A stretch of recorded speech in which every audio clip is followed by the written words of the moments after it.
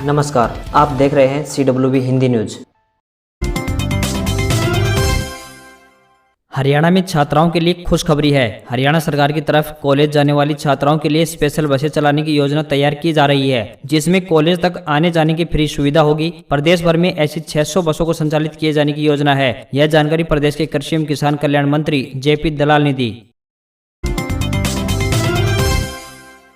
हरियाणा के नूह जिले का बेटा देश की सीमा पर शहीद हो गया है। शहीद अजरुद्दीन का शनिवार को उनके पैतृक गांव नाई नगला में राजकीय सम्मान के साथ अंतिम संस्कार किया गया। सैकड़ों लोगों की मौजूदगी में गमगीन आंखों से सैनिक को अंतिम विदाई दी गई थी। इस दौरान शहीद अजरुद्दीन अमर रहे, हिंदुस्तान जिंदाबाद के नारों से सारा आसमां गूंज उठा। शहीद अजरुद्दीन के पिता खुर्शीद अहमद ने बताया कि 22 अगस्त को उनके बेटे की छुट्टी मंजूर की गई थी। उनका फोन आया था कि रक्षाबंधन को वह घर आएगा, छुट्टी मिल गई है। उन्होंने कहा कि क्या पता था कि उनका बेटा तिरंगे में लिपट कर आएगा। वे 10 आर्म्ड यूनिट में पठानकोट में तैनात थे। इसी साल 10 मार्च को उनकी शादी हुई थी। पठानकोट में युद्ध अभ्यास के दौरान जवान अजरुद्दीन देश के लिए सर्वोपरि बलिदान दे गए। हरियाणा में पशुपालकों के लिए एक बड़ा झटका। पशु मेलों में खरीद फरोख्त पर लगेगा टैक्स। प्रत्येक व्यक्ति को देनी होगी एंट्री फीस। हरियाणा में लगने वाले पशु मेलों में पशुओं की खरीद फरोख्त करने वालों को अब टैक्स देना पड़ेगा। यही नहीं, पशु मेले में प्रवेश करने वाले प्रत्येक व्यक्ति को 10 रुपए की एंट्री फीस भी देनी होगी, जिसे पंजीकरण फीस का नाम दिया गया है। विधानसभा में कांग्रेस विधायक किरण चौधरी द्वारा यह मुद्दा उठाए जाने पर डिप्टी CM दुष्यंत चौटाला ने यह जानकारी दी। बेशक सदन में इस मुद्दे पर चर्चा नहीं हो सकी, लेकिन किरण चौधरी ने सरकार के इस फैसले को पशुपालक विरोधी बताया है।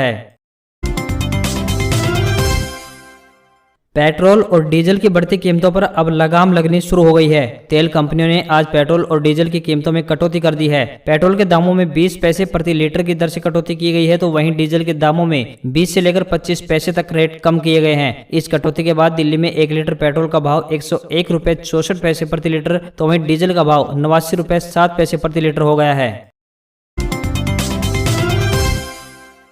अगर आप डिग्री पास हो और DC रेट पर सरकारी विभाग में नौकरी की तलाश कर रहे हो, तो आपके लिए हमारे पास सरकारी विभाग में नौकरी की एक जानकारी है। राज्य स्वास्थ्य और परिवार कल्याण संस्थान यानी state institute of health and family welfare ने भिवानी, रोहतक व पंचकुला में कॉन्ट्रैक्ट के आधार पर नर्स के पदों पर ऑफलाइन भर्ती के लिए नोटिस जारी किया है। इन पदों के लिए उम्मीदवार को 6/9/2021 तक आवेदन कर सकते हैं। इन पदों पर आवेदन करने वाले उम्मीदवार की आयु 18 वर्ष से लेकर 42 वर्ष के बीच होनी चाहिए। आवेदन करने वाले उम्मीदवार को कोई भी आवेदन शुल्क नहीं देना होगा।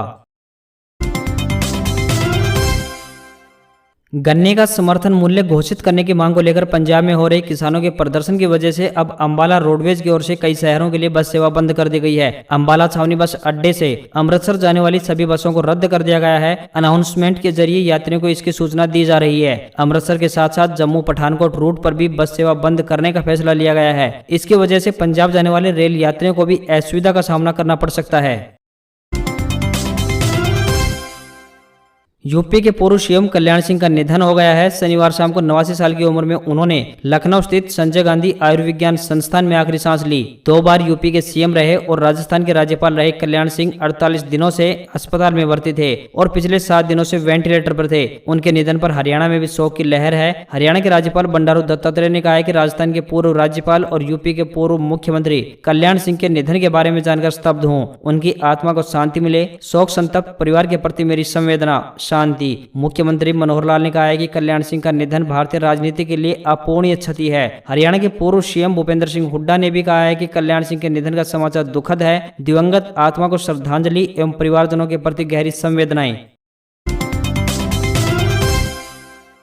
बारिश के कारण फसल खराब होने से चिंतित किसानों के लिए यह खबर किसी खुशखबरी से कम नहीं है। प्रदेश सरकार जल्दी स्पेशल गिरदावरी कराकर प्रभावित किसानों को मुआवजा देगी। इसके लिए प्रदेश के उप मुख्यमंत्री दुष्यंत चौटाला ने कृषि विभाग के अधिकारियों को बारिश में जल भराव वाले क्षेत्रों में फसल की स्पेशल गिरदावरी कर रिपोर्ट भेजने को कहा है। एक अनुमान के अनुसार महेंद्रगढ़ जिले में करीब 1500 एकड़ फसल को नुकसान पहुंचा है। इसके चलते किसान लगातार मुआवजा देने की मांग सरकार से कर रहे थे। किसानों की मांग को देखते हुए सरकार अब जल भराव से फसलों को हुए नुकसान की गिरदावरी कराकर पीड़ित किसानों को मुआवजा देने की तैयारी कर रही है।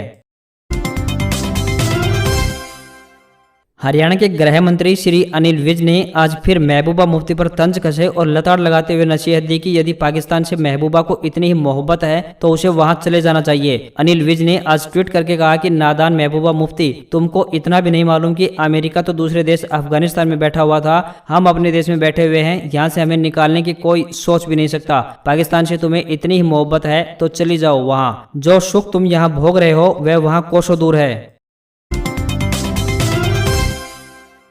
अफगानिस्तान में तालिबानी हुकूमत के बीच काबुल से एक बड़ी खबर सामने निकल कर आ रही है। काबुल एयरपोर्ट के अंदर पहुंचने के लिए मची भगदड़ में अफगानिस्तान के 7 लोगों की मौत हो गई है। यह जानकारी ब्रिटिश मिलिट्री ने दी है। ब्रिटेन के रक्षा मंत्रालय ने कहा है कि हालात बेहद चुनौतीपूर्ण हैं, लेकिन स्थिति को संभालने के साथ ही लोगों की सुरक्षा की पूरी कोशिश की जा रही है। बता दें कि अफगानिस्तान छोड़ने वाले लोगों की काबुल एयरपोर्ट पर भारी भीड़ जमा है। दूसरी तरफ तालिबान अफगानियों को देश छोड़ने से रोक रहा है। एयरपोर्ट आने जाने वाले रास्तों पर तालिबान का कड़ा पहरा है और तालिबानी हर आने जाने वाले लोगों की जांच कर रहे हैं।